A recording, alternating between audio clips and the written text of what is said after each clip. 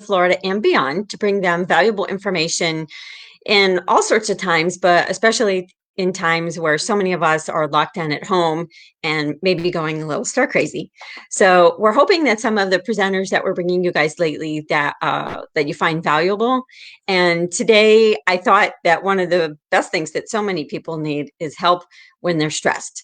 You know, you're stressed, your kids are stressed.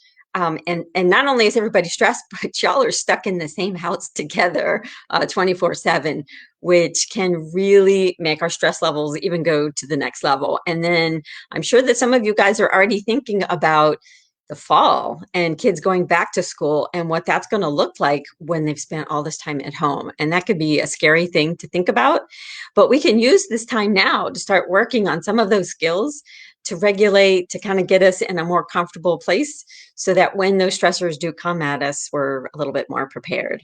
So today we're really fortunate. We're bringing Lauren Bruckner. Lauren is a occupational therapist, and I'm going to read just a short bio that we have. So she's from New York City, so she's like right in the hub of all this craziness happening. She holds a bachelor's degree in psychology and a master's in occupational therapy. She is also a certified Erlin screener for Erlin syndrome and Scoptic sensitivity. She specializes in sensory integration and self-regulation strategies in children and young people in their schools, in their communities, and in their homes. So, Lauren, we want to thank you for coming to talk to us today about this really huge issue. All right. Thanks for having me. I'm so glad that you could make it. So let's just start with, the fact that so many people, both kids and adults, are really stressed right now. And for the autism community, who have a tendency to like even more than people who don't. I mean, everybody likes consistency and pretty much nobody likes change. But for people with autism, it can even go to a higher level because sometimes they can be more rigid because that's where they feel comfortable. They feel comfortable when things are consistent. They know what's going to come next, and literally nobody at all knows what's going to come next. And it's given like that added stress level to what might have already been stressed out just because people are sick, but now with all this, with their schedules having to be changed, it even compounds that. So I want to just refer you guys, I'm going to be showing you this book, and I'm going to scroll at the end the link for you to get it. But it's a great book, and it's a really easy read. It's very reader friendly, and so a lot of my questions today are going to pertain directly to the book. So if you feel like you need to get more information than what we talk about today, then get the book. And like I said, I'm going to give you that link so you can grab it at the end. So in your book, you talk about feelings falling into 3 categories. So can you tell us what those are and explain to us a little bit about each one? Sure. And even before I get into the 3 categories, I want to add a 4th one, which is the just right feeling, because that just right feeling is related to self-regulation. We're always trying to get to that just right state because that's not, and it's not perfect. It's just letting us do what we need to do. It could be that we're a little tired when we're just right. It could be that we're a little emotional when we're just right. It could be that we're a little bit wiggly when we're just right. But it's whatever that it's whatever we need to do to be able to move on with our day. Slow and tired is the first one, let's say. Slow and tired is that we're feeling so exhausted to the point that we can't do what we need to do. So that's the first one. Then we have fast and emotional. Fast and emotional is that we're so emotionally dysregulated. We're so angry. We're so worried. We're so sad that we're so emotionally stuck that we can't move on and do what we need to do. Then we have fast and wiggly. Fast and wiggly is we're so high energy that we're so wiggly that we can't move on to the point that we can't engage with friends. We can't do our schoolwork. We can't be with our family and eat dinner, that we can't do, again, what we need to do. And we're all aiming to self-regulate to get to that just right state of regulation. So those are our states. Um, we had someone come on not too long ago and talk about sensory diets and Yeah. just the sensory system in general in people with autism. And Hmm. so we know that sensory input is a good thing in trying to regulate those systems. But I think a lot of times when a parent goes to a school and they say to their teacher, I want to get a sensory diet for him or for her. So, sometimes the teacher's like, oh, wait, that's going to like disrupt my day. I don't know how I'm going to do that. Or on the flip side, where a teacher might say to a parent, we need to embed a sensory diet in their day. And the parent feels the same way. This is going to totally disrupt everything that's going on in my home. So, what are some of the things that families can do and teachers can do that can kind of integrate that into so called normalcy? Right. So basically, that was the whole reason why I wanted to create my book.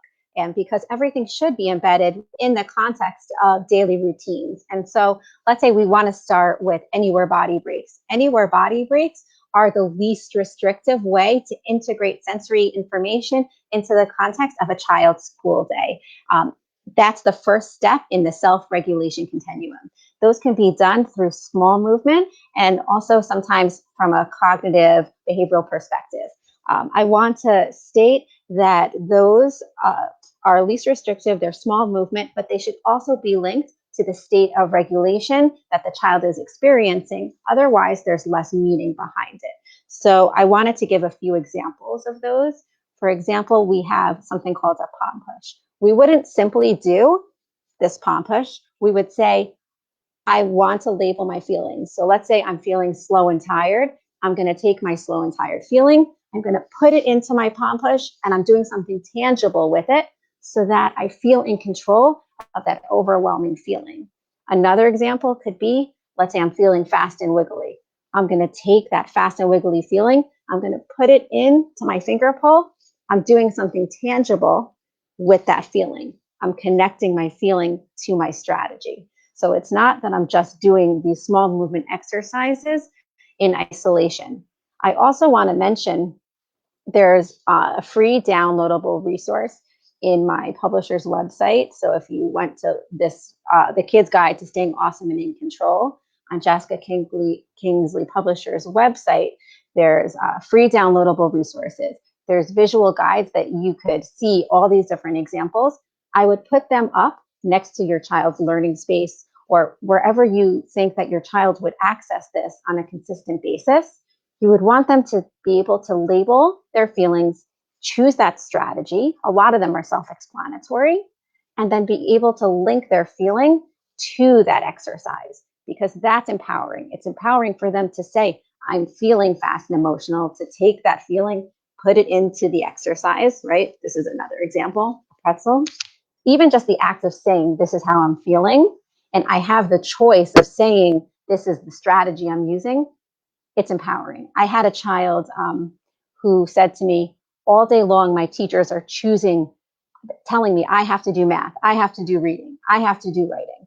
Right now, I think it's a time where children are feeling very out of control in general. They're stuck at home. So I think it's important that the more choice we're giving them, the more in control they'll feel, if that makes sense. So, so those are some Yeah. examples.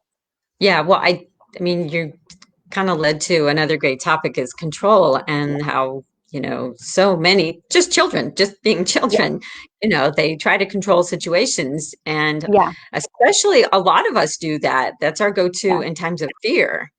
Uh, Yes. don't know what's happening. We try to control it because then we think, well, maybe we can manage it. Yeah. Um, do you have like for that kid who really hasn't recognized like their internal feelings, so they're not able to really express how they're feelings? And do you have any strategies that a family might be able to help, especially during this time where maybe they're actually more comfortable now because they're home and they're with family and they don't have the stressors of having to get up at a Mm-hmm. certain time, get on the bus and things like that. So maybe at a time when stress is a little bit less in helping kids learn Yes. like what am I feeling? What does this mean? Do you have any strategies for that? Yes. Yeah. And I think that it takes time. And I think that even having the parent model, right?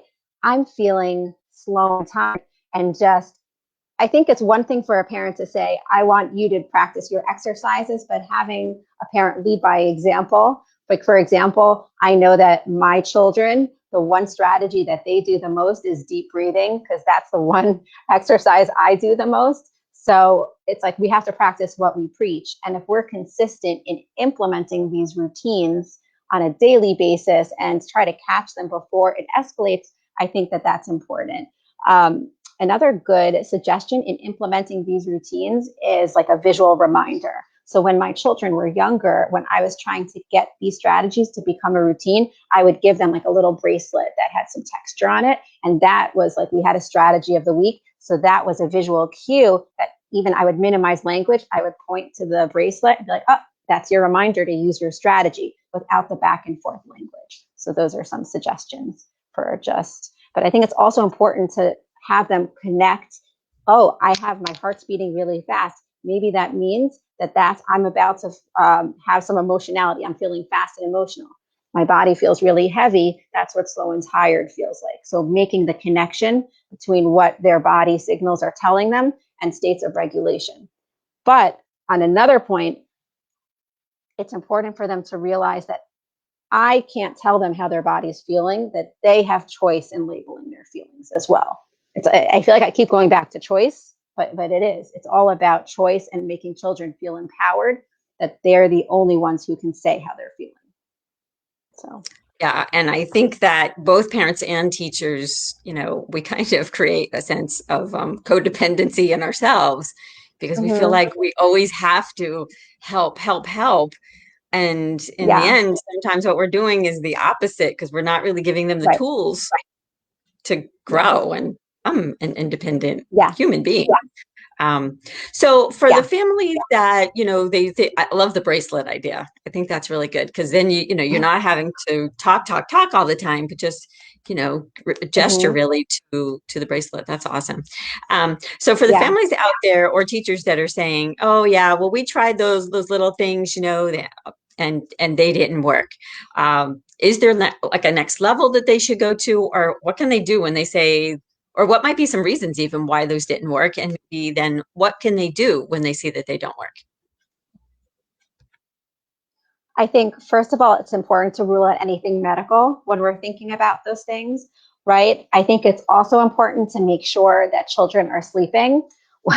and that's hard, but sleep affects regulation. So if children are not sleeping well, that could manifest in emotional and physical dysregulation. So if you can rule out and make sure that your children have good sleep schedules, they're getting enough sleep, that they're sleeping throughout the night, then I would just make sure that's not a factor. I would also, just going back to choice quickly, making sure your children feel empowered so that you're not saying, oh, I see that you're feeling wiggly, now go do this exercise. Because then I think there will be less of a follow through in terms of children doing strategies the right way if they don't feel that they are empowered in their self-regulation process. And finally, it goes back to meaning behind strategies. So if a child is just doing an exercise, right, without meaning, right, they're not linking the feeling to the strategy, then I think it will have limited effect. Yes, if they're crossing midline, right, then there will be what we call cross-hemispheric integration. It will help focus, but will they really feel empowered? Will they really feel that they're taking these feelings that feel overwhelming and doing something about it? In a limited way, but I think that you will see a much greater effect when they feel like they're doing something tangible with those feelings. So those are factors. I also wouldn't give up after one time. I think that we have to give strategies a chance. And I would use, there are checklists in the back of the book with self-monitoring that you can look at the website, which really give you a chance to really try things out just over time, not just after a bad day or a bad moment. So, in your book, you talk about, which I love, because that's why I said you guys before, it's a very reader-friendly book. There's tools in the book for helping when the person is going through that sense of overwhelm. So can you maybe mention 3 tools that you think are just your really, I guess, your biggest go-to, especially when it comes to, let's just say a child on the autism spectrum who's just feeling really overwhelmed and maybe the behaviors are starting to kind of amp up. So can you just tell us 3 tools that you might suggest in that situation? Well, we talked about anywhere body breaks, right? And sometimes anywhere body breaks are not enough. So the next thing that we would say that we would go to are the use of a tool. So tools are powerful, but we talk about how tools can be used as toys if there's no meaning behind the use of tools, right? But just like we use anywhere body breaks with meaning, we take our feelings and we put them into the tool as well. So for example, if I had a firm fidget, this is like a little bit of a silly one, but this is what I found.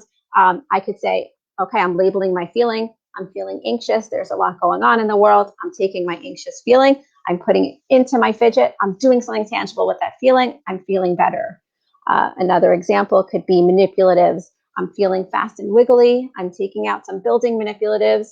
I'm putting my fast and wiggly feelings into the use of the building manipulatives, right? The same thing with the use of a cushion, a wedge cushion. I'm feeling slow and tired. I'll take my tired feelings, and I'll wiggle and put some of those slow and tired feelings and try to put them into the use of the cushion. So just doing something tangible with those, and just through the creation, with co-creation with your child, just making a sensory toolbox that I would use the guides from the downloadable box of from the Kids Guide to Staying Awesome and in Control that's available on the website.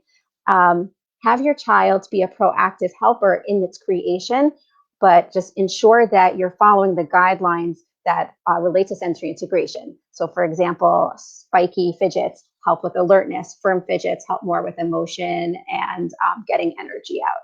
So just following that.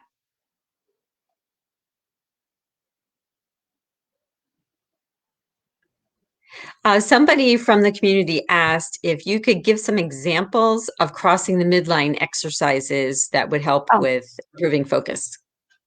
sure. A great example is what we call a pretzel. And that is an example of an anywhere body break that could be done anywhere. So I tell the kids, let's see if you can see me. So we see arms like a seal, cross, clap, flip, hold, squeeze. So that helps with all three states of regulation. And again, we're putting our feeling into the exercise. That's an easy one.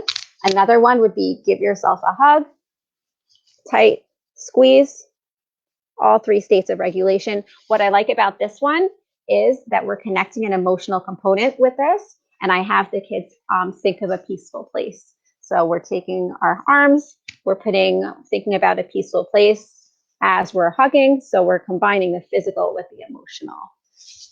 With large movement, you can do a cross crawl, which I don't want my headphones to come out, but it's hands to your knee, and then this like opposite hands to opposite knee. So Those are awesome. but anything one side connected to the other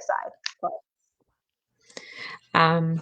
When kids need big input, so heavy work type of things. Yeah. I guess the number one question is how do you know that maybe you should try some of those big inputs? And can you give us maybe two examples of some big inputs that you like? Let's just say it's in a classroom, that type of environment. And then how can a parent or a teacher recognize did it work or not? Yes. So when you see that a small movement like an anywhere break and a tool is working, which happens at time, that's where you would go to a big body break. Something I'm starting to really prefer to recommend at this time is doing big movement breaks preemptively. And what I'm recommending now is to do around 3 large movements in the morning, 3 large movements in the middle of the day, 3 large movements in the end of the day. And if we're talking about the classroom, so if you look at the ends of the book, some of the movements involve movement. There's 2 choices of how you want to do that. If you want to do whole class, the movements that are not stationary, that involve movement, I would say just hold the movements in a stationary position. So if you're talking about army crawl or crab walk, just don't have them move, have them hold those positions in a stationary manner. You're still getting really strong input because they're pushing on their hands. Another option would be that you can create in the corner of the classroom like with painter's tape or a rug, a designated movement area. I don't love the idea of creating a separate area outside of the classroom with no designated movement boundary, because as long as you have a boundary for movement, you're teaching into the concept of self-control. I've seen kids just going up and down the hallway and there's no boundary. You're not really teaching into the idea of self-control as much. If you have a boundary, you kind of can make it fun, like, oh, if you step outside the tape, then it's lava, and you're in a fun way teaching into the idea of self-control. I love, in terms of which ones I do really like the crab walk. I like the cocoon. I love the army crawl. You're building the core strength that they need to be able to sit on the rug in a straight. I should be sitting up straighter, because it's a hard job even for kids to be able to sit up on the rug for prolonged periods of time. And there is an idea that part of the reason why kids have trouble sitting up is because they have some core strength concerns that they have difficulty sitting up for that reason as well. So the large movement is helpful for slowly building up strength over time. So if you do movement consistently, you might reduce the need also for anywhere body breaks and tools, because you're embedding the large movement deep input over time. So.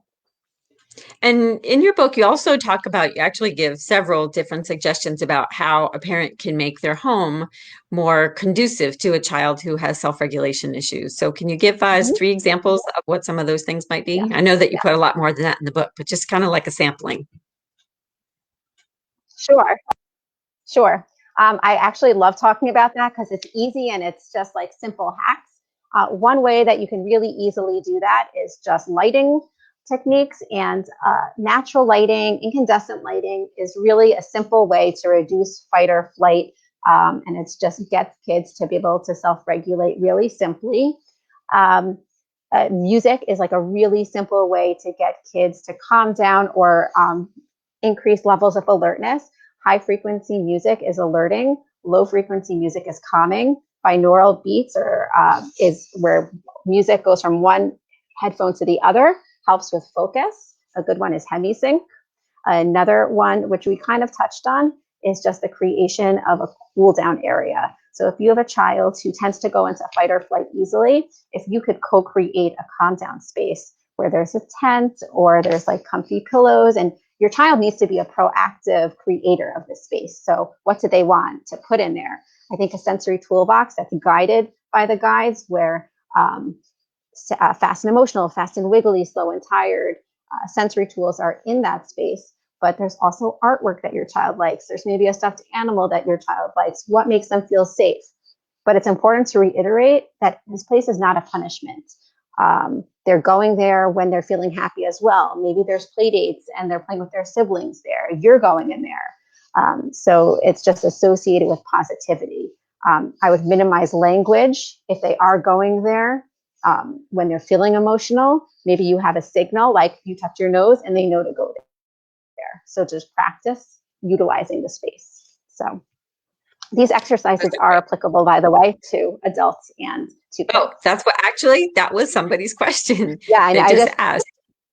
Yes. Okay, so all right, so good. Yeah, because we do have, a lot of people that follow us with the Autism Society that are on the spectrum themselves. And I have a 25-year-old son who's, having a hard time with all of the changes. And fortunately for him, he's had a history of working with really good occupational therapists that have given him some of the tools, so that he can kind of to his happy place.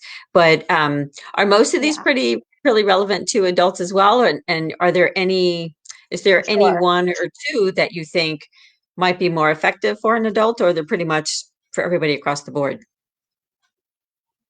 I think that they really are all appropriate. Adults, kids, I think it's just a matter of how you phrase it, right? Like, I think sometimes for fidgets, you might want to do a wearable fidget versus like a handheld fidget for a teenager or adult. Maybe a MP3 player with music versus noise reducing headphones. So you can kind of play around with the supports that you're providing. The sensory space might look different for a teenager or an adult versus a child, obviously, but we all have sensory needs, and it's just a matter of how we're utilizing and providing the sensory support for ourselves, and just having the conversation of we need to provide self-care for ourselves and from a sensory perspective. And everybody has tools and needs to provide ourselves tools from a sensory perspective, and that's okay. We're all trying to adapt and providing ourselves with what we need and to be successful. So It's funny because, I think a lot of people, parents, quite often think that they have to embed these special things for their children when we all have ways of, regulating yeah, ourselves. Sometimes yeah, we don't think of it because it's just become so natural and just yes, everybody does it. When you sit at meetings and you see people shaking their legs, right, as you're talking, and the foot's going and yes, tapping, and it's like, there you are. yes. Yes, and I actually have to name that when I have these talks, right? And why do you think I'm holding this fidget as we're speaking? And I do teletherapy sessions, and I'm holding something, or I'm always drinking coffee. Like, these are sensory strategies that we figure out for ourselves with what works for us, and that's okay, because whatever is a functional strategy to get us through to do what we need to do, which is another word for just right, correct? So it's all functional supports. So, So getting to the end, as the kids get ready to go back to school, and so when, let's say that it is July, in Florida, most of our schools go back in like middle August. I know a lot of the okay. Northeast, they go back after Labor Day, but we never go back after Labor Day. So it's always usually the second or third week in August. So let's say it's the beginning of July. Are Mm-hmm. there strategies that you could suggest that a family really start to really get like in the nitty gritty on, as the day is coming when the bus is going to start coming again, or they're going to be driving their kids to school, whatever the case may be. And maybe you've got that kid who isn't going to want to go back to school. So give any strategies on how to help them start to really get tight in their regulations so that it's not as challenging. Yes, I have three actually. My first, they're from my second book, How to Be a Superhero, called Self Control. They're more like emotional regulation strategies. The first one is called a mantra. I don't know if you guys are familiar with that, but it's just being able to tell ourselves positive self talk. So whether it's scripted, or I think they're actually better when they come from the child themselves. So it could be, I'm going to have a great day. It will all turn out fine. I am safe.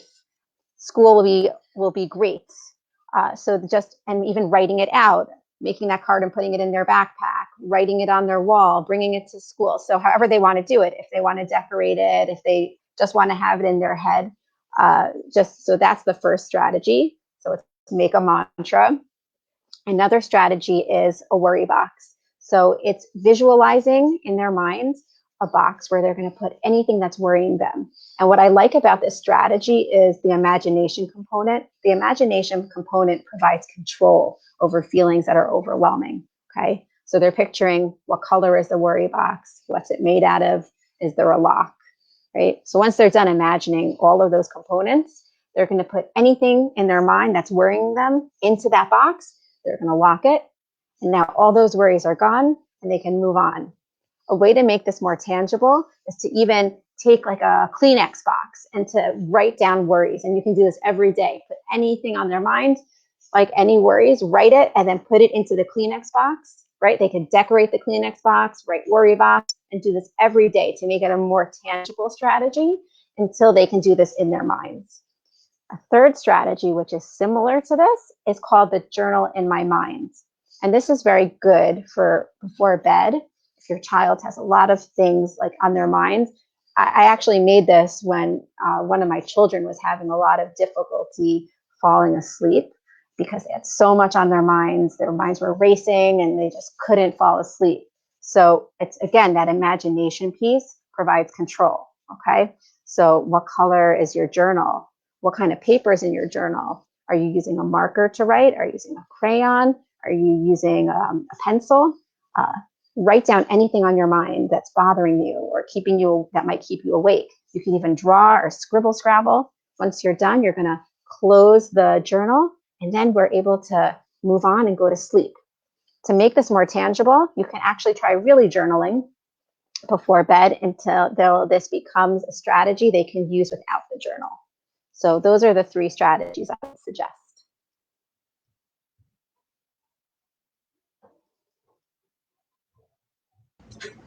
All right, so everybody can see, I put it there under the screen, so you'll be able to see the link for the book. I'm also going to put the link for this book. It's called The Kid's Guide to Staying Awesome and in Control, Simple Stuff to Help Children Regulate Their Emotions and Senses.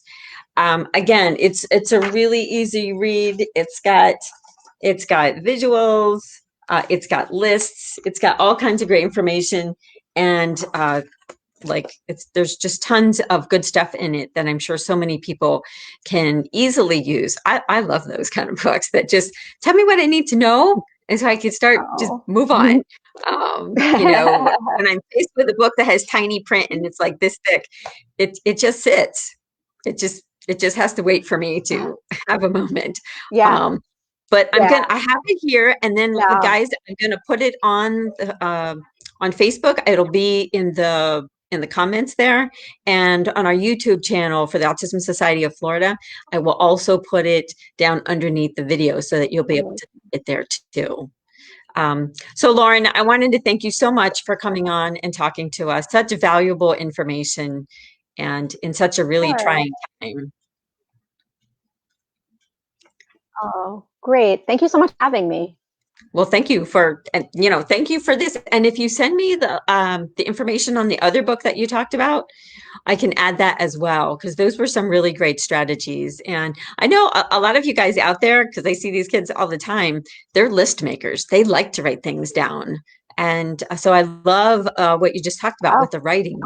I think that for those kids especially, it would be so valuable. And they can kind of take the worries from here and put them out. So that's fabulous. All right. Thank you, Lauren. And thank you, everybody, for checking in with us today. And I'll keep an eye on us throughout the month of May for some more great speakers. Have a great one, everybody.